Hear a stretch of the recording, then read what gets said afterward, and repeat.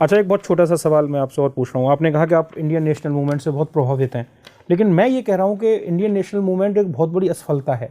अगर Indian national movement सफल होता तो देश बढ़ता नहीं। अगर इंडियन नेशनल मूवमेंट को सक्सेसफुली लीड किया जाता तो सांप्रदायिकता इतनी बड़ी समस्या नहीं होती। अगर इंडियन नेशनल मूवमेंट को और ज़्यादा कलेक्टिवली कॉलेजियल वे में और अच्छी तरीके से अगर उसको लीड किया जाता तो इतने ज़्यादा भेदभाव और सामाजिक तनाव नहीं होते। तो दोस्तों, इसका मतलब इंडियन नेशनल मूवमेंट तो एक असफल फिनोमिना है। मैं उसको कहूँगा इट्स ए अनसक्सेसफुल फिनोमिना।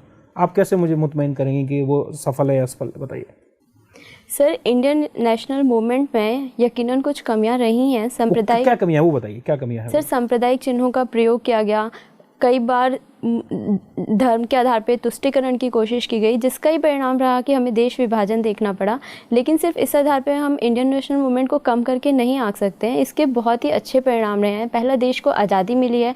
दूसरा, जिन मूल्यों के आधार पर मिली है हमारे देश को, ऐसा एग्जाम्पल पूरे वर्ल्ड में कहीं पर भी नहीं है। महात्मा गांधी से ज़्यादा धार्मिक प्रतीकों का प्रयोग तो किसी ने नहीं किया।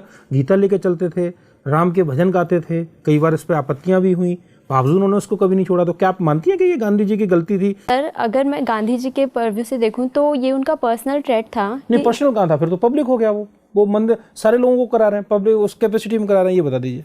सर, उनका इस सही गलत देखने के लिए उनका उद्देश्य देखना होगा। गांधी जी का उद्देश्य मैक्सिमम लोगों को अपनी तरफ करना था, किसी धर्म का साथ नहीं देना था।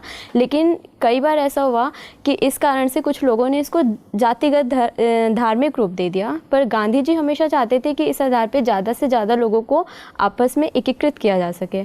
ये उनका उद्देश्य था।